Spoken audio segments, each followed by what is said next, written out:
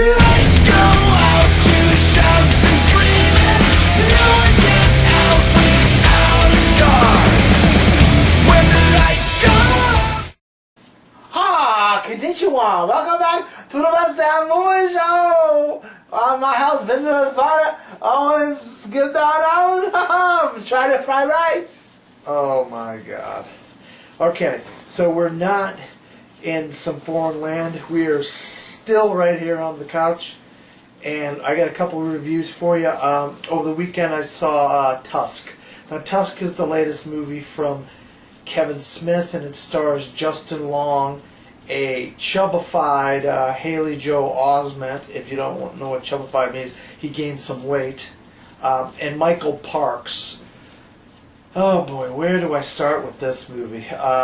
Of course, we got a podcast called the Notsee Party, Notsee Party. And these guys do a podcast, and they get these funny videos from people, and they had this kid named the Kill Bill Kid. He cuts his leg off, so they wanted to go interview the kid. So he goes to Canada, Justin Long's character does, and the kid's dead. So he ends up going to the bathroom, and he sees this letter in the bathroom, so he ends up going up to Manitoba and meeting this guy. Needless to say, something gruesome happens to him. You could probably tell by the title of the movie, Tusk, what happens to him. I think this movie is awful. This is the worst movie I've seen all year. It is stupid. I mean, Kevin Smith, come on. You're smarter than this. You've come up with better movies than this. This is ridiculous. I mean, this movie is so stupid. There's a cameo by a big name actor. He plays a character as the detective LaPointe. Let's see if you can figure out who the cameo is. Ben Affleck?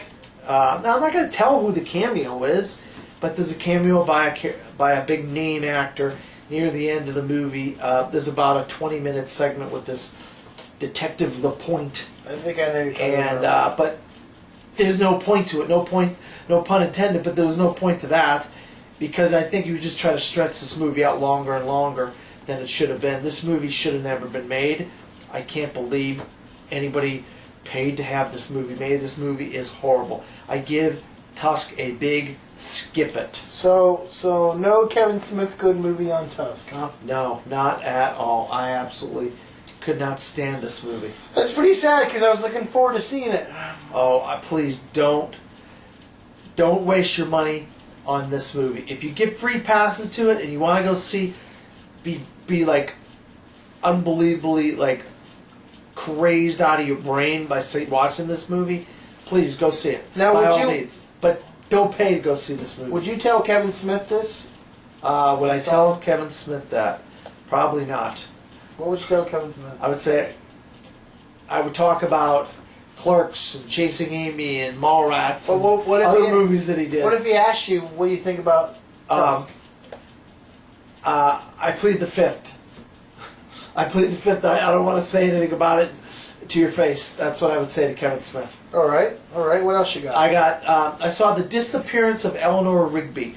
Now, this movie premiered last year at the Toronto Film Festival, and it was called Him and Her, where you have two segments. One segment is James McAvoy's character, and then one segment is Jessica Chastain's character. And she is obviously the title character, Eleanor Rigby. And if you want to know, in the movie, she's called Eleanor Rigby because her father's last name is Rigby, and her mother and father met at a Beatles concert or whatever back in the day. So that's why she's called, or some kind of reenactment of a Beatles concert. So that's why she's called Eleanor Rigby. But basically, the underlying story here in the Disappearance of Eleanor Rigby is there is a tragic event that happens. Little by little, they start talking about this event. And it has separated the two main characters, James McAvoy's character and Jessica Chastain's character, by her wanting to try to commit suicide at the beginning of the movie by jumping off a bridge. And so she basically uses that to leave her husband. And then while that's going on, her husband's restaurant is, not making any money. His chef is kind of a weirdo, played by Bill Hader, and so she kind of James McAvoy's character, he kind of tries to search out his wife.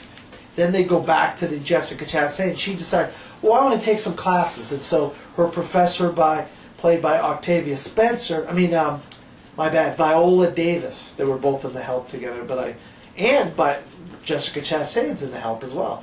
But it's Viola Davis, and she kind of befriends Eleanor Rigby, and he helps her kind of figure out what's going on in her life and why the things happen why they do.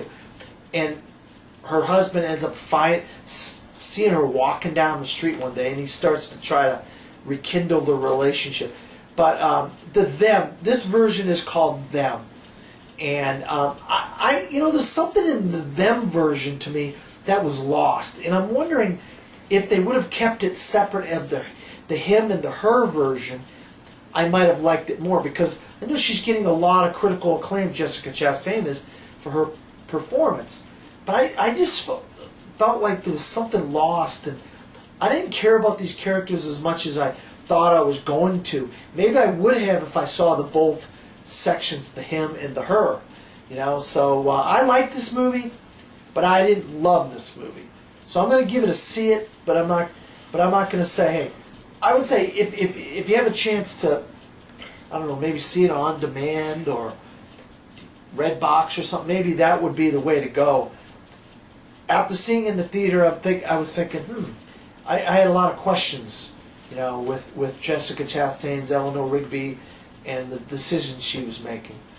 And then my third movie that I saw it yesterday, Hector in the Search of Happiness. Now this stars Simon Pegg, and he is a psychiatrist. He has all these patients. And Hey, Simon Pegg, the one to do all those stupid movies. the Cornetto trilogy. Oh, God. Yeah, he did. Simon Pegg did At World's End, Shaun of the Dead, and Hot Fuzz. And he's also Scotty in the last two Star Trek movies. He's a guy that kind of he's seems like his life. It seems like it's bored. His practice is kind of, and he doesn't know if he kind of loves his girlfriend or not. And so he goes on this trip, and he goes to China, and he goes to Africa, and he goes to Los Angeles. In these places, he meets people that helps him learn about happiness, whether he needs or not. And that's Stellan Skarsgård. In China, he's like this rich businessman, and then he meets Jean Reno, who's like a drug cartel guy in Africa, and Toni Collette she used to be his girlfriend in Los Angeles. And these people kind of give him some perspective about life and his own relationship with his girlfriend back in London, Rosamund Pike, who's you're going to see pretty soon here in the next week or so. She's in Gone Girl. But I really like, there was a lot of humor, a lot of, what I like is heart to Hector. Hector, he showed he cared, but he didn't know how to care because his life's been so mundane for so long. But he really did like his wife, or his girlfriend, I mean, Rosamund Pike, and he wanted to find happiness in happiness in work, happiness in love. And so that's the whole movie. But it's really, there's a lot of funny moments in here. Simon Pegg's a funny guy. There's a lot of funny moments in this movie, but then it gets to some heart and some serious matters of love and relationships towards the end. Well, while you were seeing that movie, I was in the monsoon outside. The tornado / hurricane / tsunami that we had here here on Tuesday. It started at 4:30 and it didn't end until about 7:30. It was ridiculous. Yeah. I was waiting in line for the screening, and I'm like, wow, it is raining, and then you pulled up, and then you took off, and I'm like, wow. I was like, I hope he's gonna be okay. Well, I did go underneath this bridge by my work, and my car almost floated away. Really, holy Yeah. moly! Just so you know, though, I want to give Hector and the Search of Happiness a big see it as well. I really enjoyed that movie. You enjoyed it? Yeah, Yeah, I really like that movie a lot. So I recommend everybody go out and see it. It's really a fun movie. Well, those are your movies you saw this week? Yes, those are the movies I saw this week besides The Equalizer. Well, when we come back, we'll have one more review of Men, Women, and Children, and we'll get to some movie news. So stick around. You're watching the Bestie Movie Show right here on YouTube.com. 2, 3, 4. Hey! And welcome back to the Best Damn Movie Show. What were you going to say? No, I just was gonna say, I'm just thinking about this movie that we're gonna review tonight and what I'm gonna say. We are talking about our review of Men, Women, and Children. And this one is starring Kathleen Dever, J.K. Simmons, Adam Sandler, Jennifer Garden. Go ahead. Very Louise DeWitt. We got Ansel Elgort. You might remember him from Divergent and two movies this year he was in. He was in Divergent and he was in Fault in Our Stars. Oh, that's right. He was the main kid from Fault in Our Stars. He's had a good year, Ansel Elgort. And Kathleen Dever, she's known for being in The Little Girl in Justified. Yes. And she also is one of the main characters on Last Man Standing with Tim Allen. She plays one of the daughters. Yeah, she's really good and Justified. But she, I'll tell you what, I really got some new respect for her in this movie. This movie, boy, this was a rough movie to watch. Well, this movie's about, it's really about how kids interact these days on social media and how the parents try to limit what goes on. Also, there's some relationships, some bad relationship tension in the movie. What else am I missing? It's about social media and how it can affect your relationships, your friendships, your interacting with your classmates, your parents, and then also how you can use social media to build up your own persona, or it could tear down your persona. I tell you what, I hated Jennifer Garden in this film. I hated her. Yeah, she kind of. Oh man, I wanted to get out. I wanted to get out of my chair and go kick her ass. Yeah, Jennifer Garner was kind of like the strict mom character in this movie. And also, another guy that I enjoy watching. I'll keep going. I'm gonna look him up. Dean Norris. He's on Under the Dome. Dean Norris. Oh man, I gotta tell you what, Dean Norris. He was in something else we saw. Yeah, he's been in a lot of different things. He was in a couple movies we saw this year, but Dean Norris. I tell you what, he plays the governor on. He plays the main guy on Under the Dome. But he's the father of this kid named Matt Mooney, and he's kind of. They have been going through this whole the wife left him kind of thing. And Yeah. so he's trying to deal with his life after the wife left him and went out to California, and his son quits the football team. You know, Yeah, he's the star quarterback of the football team, and and also Kathleen Dever, Jennifer Garden, the mother. Yeah, Gardens, the mother of Kathleen Dever in the movie. She plays a character where she's one of those strict mommies that have the meetings for the whole neighborhood, and she tries to make sure that all the kids are, all the mom and dads know where their kids are and have this. And she's very strict. She has a system in her house where there's some kind of flash drive that goes in the computer that all her text messages, emails, Twitters, tweets, Facebook messages, all that go right through her phone before it goes to hers. Yeah, and then we got Judy Greer, who plays the mother of a daughter who's a cheerleader in high school, and she wants to try to get her daughter noticed by doing photo shoots, and she creates a website where the photos are on the website so people can see her daughter, and then she can get noticed in Hollywood so she can get acting gigs. And a TV show takes notice of this. Now, and I thought it was really weird for a mom like that to be putting her daughter out there on blast with all these, provocative pictures and things. Well, because she was a Hollywood brat, and she tried to make it in Hollywood. So she thought, well, if I can't make it, I'm going to push my daughter into making it. And I was kind of skeptical about going to this one. I was very. There was a couple of times in line I was thinking to myself, I really didn't want to wait for this film. I don't really know nothing about it. I like Adam Sandler, but I knew it was another dramatic Adam Sandler role that he did. I actually thought Adam Sandler did a great job. I know that you enjoyed him. I just thought that Adam Sandler, I felt like, he did Rain Over Me, he did Punch Drunk Love, and I thought those movies were a little silly. I think this one, he hit the nail on the head with it. Yeah, his character, he plays the husband to Rosemary DeWitt's character, and their relationship's kind of falling apart a little bit. Like, they don't find the intimacy, the love that they want, and so they decide to go and explore other ways of finding love. And there's a lot of things going on in this movie.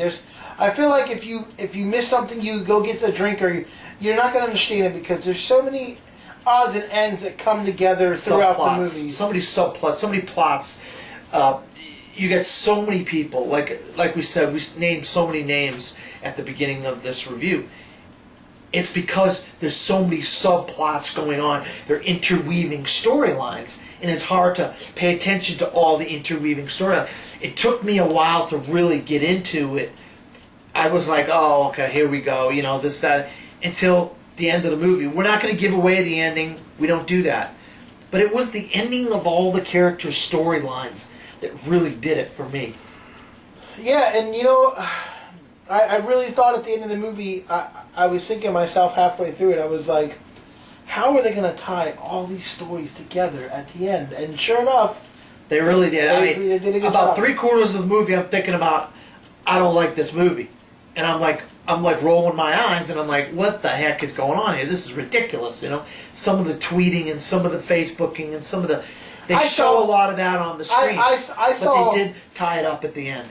I saw a lot of your facial expressions on some of the acting, and even some of the sex scenes. Like, some of the I just thought some of it was just silly, plain old silly. And that's why you watch a movie from beginning to end. So the movie all ties in, and at the end of the movie, I think we both enjoyed it. I really did.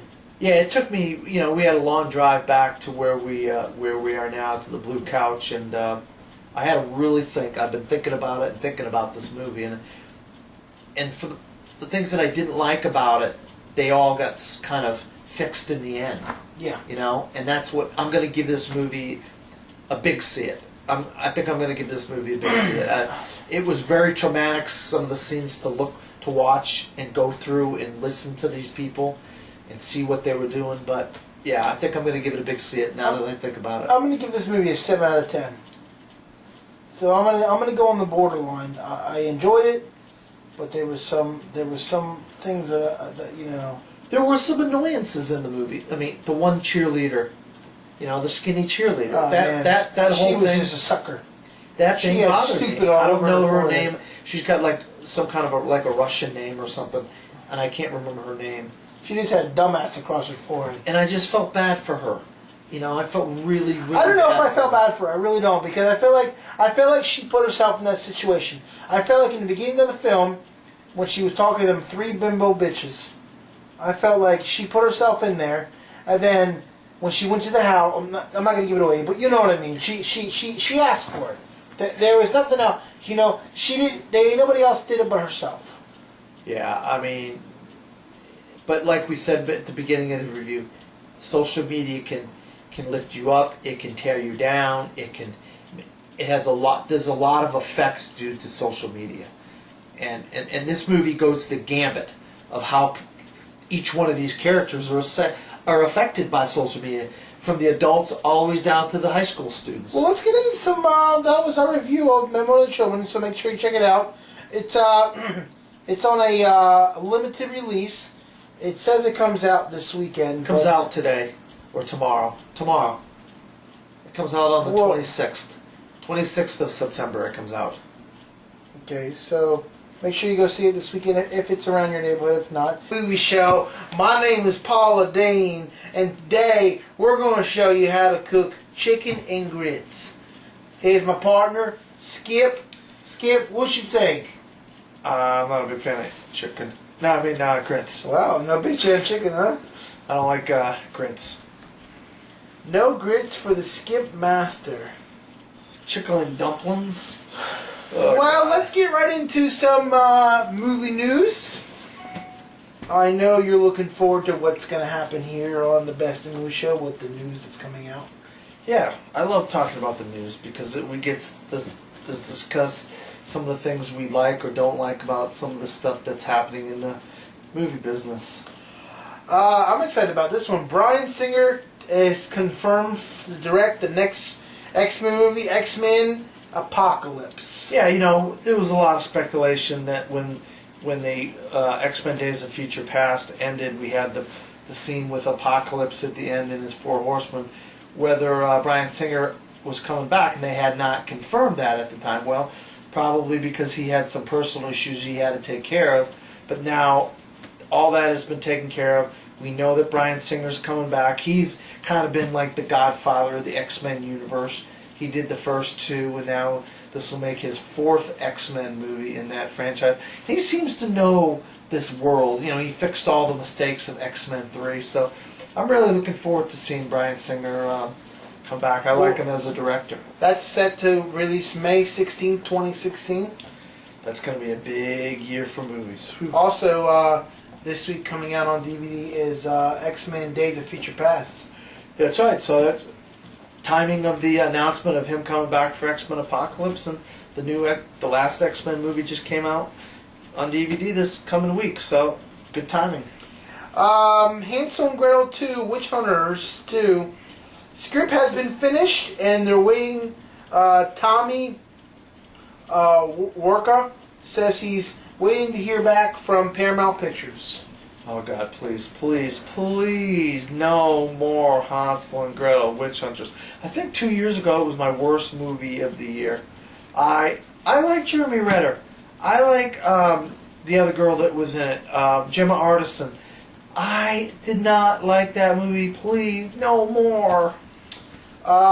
Taken 3 images have been released. Liam Neeson must clear his name, which I don't understand. He also says, I have to go on a run. I'll put it away from the non-lawful types of the unlawful authorities. Brian Mills saved his country faithfully, but now they eye on there to him. They must be like him. This movie is being released on January 9th, 2015. January 9th, 2015. So that means it's coming out where movies go to die. That is not good, even though the last 2 Taken movies have made a lot of money. I'm not going to say that they were great, No. but they made a lot of money. Yeah. We discussed on our Liam Neeson talk last week how much his movies make. Colin Farrell confirmed for True Detective HBO series for season 2. And then also you told me today that Vince Vaughn was already signed up for season 2. Yeah, it's going to be an interesting. You have Woody Harrelson and Matthew McConaughey. Now you got Colin Farrell and Vince Vaughn. I'll tell you, I've seen Vince Vaughn do some dramatic work, but we know Colin Farrell is going to be really good. So to put those two together is going to be interesting, and I heard it's going to take place in Los Angeles, but I don't know for sure. It's an interesting team up, if you ask me. Amity Horrorville reboot with James Wan presents the upcoming Amity Horrorville. What do you think about another Amity Horrorville? I respect James Wan. He does these horror movies really cheap, and he's the guy that did the Insidious movies, right? Yeah, he did Insidious and he did Fast and Furious 6. And am I crossing over my directors here? I don't know if I am or if I'm not. But I don't want these, please. No more reboots and sequels to these Texas Chainsaw Massacre, Amityville Horror, the exorcism of this one, the Paranormal Activity that one. Please, no more. These movies are horrible. I don't like them. So you don't want to see another... No, not at all. Not at all. What about another Anchorman? Another Anchorman? Well, the last one wasn't great. I didn't hate it, but I didn't love it either. I know Will Ferrell's trying to buy some properties for himself. And I heard there might be another Other Guys movie with him and Mark Wahlberg. So that's a little off subject. So no Amityville Horror. No, I don't want another one of those. Well, the Amity Horrorville is called the Amityville The Awakening, and it's set to be released in about 2015. So you're gonna have some more crappy horror movies out in 2015. Come on, you got to give some horror movies credit. I just hope Avengers: Age of Ultron is great, and so I don't have to worry about watching all the crappy horror movies. You're not a big horror film, are you? Big horror fan. No, I'm not. No horror fan, huh? Nope. Also coming in is the NBC and Sony are teaming up to develop a small screen adaptation of the 1985 Val Kilmer TV series comedy Real Geniuses. Yeah, I don't know why. I mean, why we keep going back to this well over and over and over. Have you seen this before? Yes, and I did not like it. I hated it. No, is it a comedy? Yes, it's a comedy, and it's horrible. It was a horrible comedy.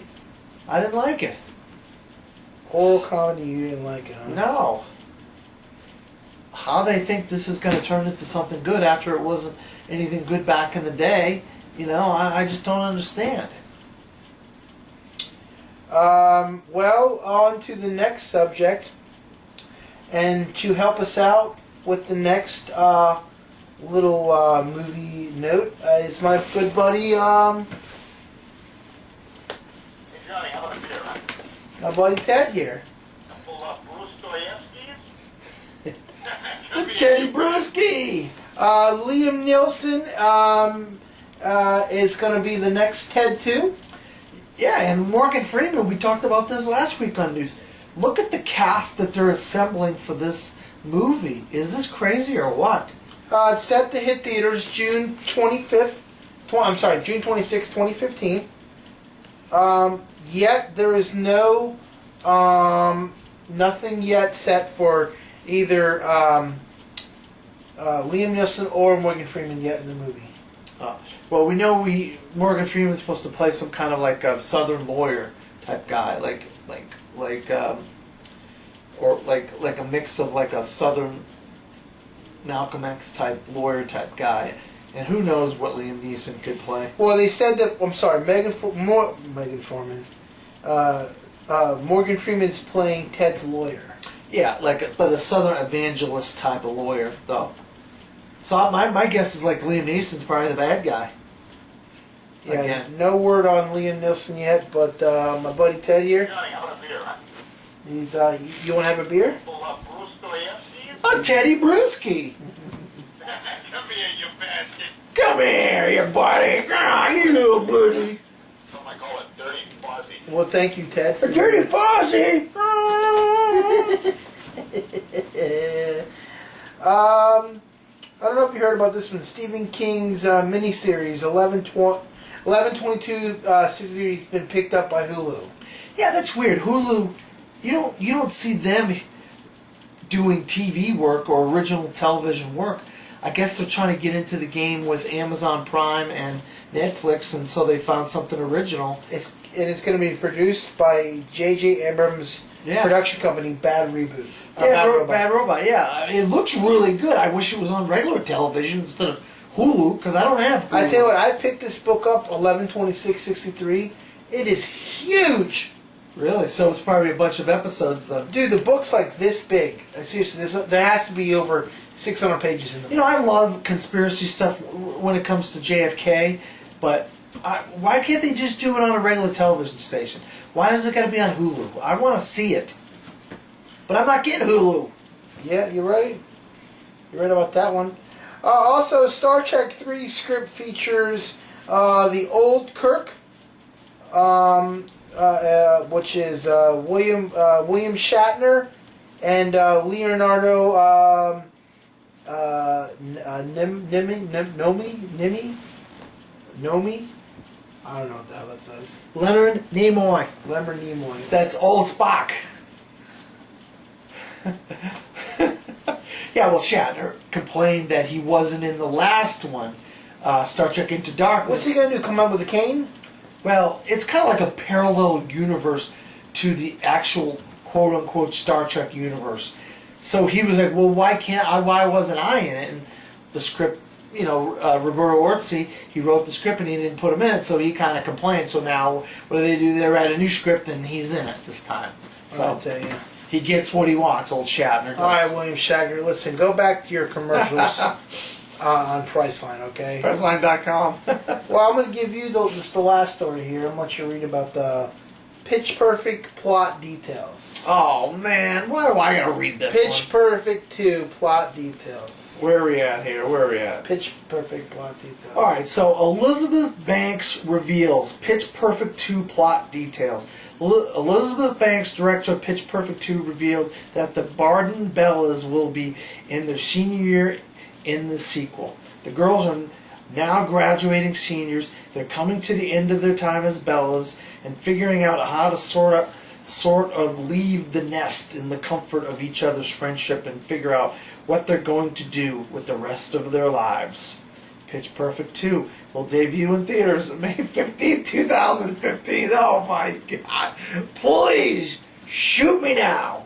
Oh my God, this is so stupid. Oh, boy, that's all the movie news we have tonight, Skip. Oh my God, why did I have to read that one? I didn't see Pitch Perfect 1. It didn't look like a good movie. Elizabeth Banks was in it. Now she's in this one, and now she's directing this one. And Sounds like it's gonna be fun. I'm saying Elizabeth Banks, stick to playing Effie Trinket in the Hunger Games movies because you're actually kind of entertaining in those. No, none of that crap. No, I don't want to see no more Hunger Games movie. Mockingbird Part 2, JJ, whatever. Mockingjay. Some stupid movie. Oh, God. My God. I know all the girls and tweens and the moms and whoever are going to go see Pitch Perfect 2. But I tell you what, you guys go see Mockingbird J Part 2, and I'll put a big bag over my head and tie it real tight, and I'll sit there and watch it with you. And whoever passes out first wins. I think we'd rather go see Ted 2 than Pitch Perfect 2, if you ask me. Well, that is all the time we have tonight, Skip. Another good week of movies we saw. We saw The Equalizer. We saw Men, Women, and Children. You went to go see Tusk, Disappearance of Eleanor Rigby, and Hector, The Search of Happiness. Well, don't forget, we're also gonna have our side show coming up later this weekend. We're gonna be talking about scripts and adaptions and how to write a perfect script and how the script comes available. Also, we're gonna have a review of the Book of Life. Yes. So stay tuned for that on the next part of the show. Well, where can they find you, Skip? You can always find me at Dan Skip Allen on Facebook, Twitter, and Instagram, and from the fourth row at WordPress.com, and right here with my main man, Vinny LaSpada, on the Best Damn Movie Show. Well, you can always find me every Monday night. We haven't done one in a couple weeks. Yeah, I've been kind of holding off because I haven't got no guests. Yeah, and because we had something else going on, Gotham's Monday, and you had other shows that you wanted to watch. I'm trying to play catch up on TV from Monday. There's so many fall shows just started that's actually good. So make sure you're watching them. You can always find me on the bestdaymovieshow.com, where you can find my reviews. You can find our YouTube videos there. Also, any news articles that I post, or TV trailers or trailers, anything like that. Or give us an email, bestdaymovieshow@yahoo.com, for all your questions and concerns. And share, like, and subscribe to our videos. That's the only way we get noticed and we get to become more famous than we already are. You share with us, we'll share with you. We'll check out each other's shows, and we'll see who's doing a good job and doing what. Well, until next week, I'm your host, Vince LaSpada, I'm Skip. and we'll see you at the movies. Good night, everybody. I got the time and the money if you come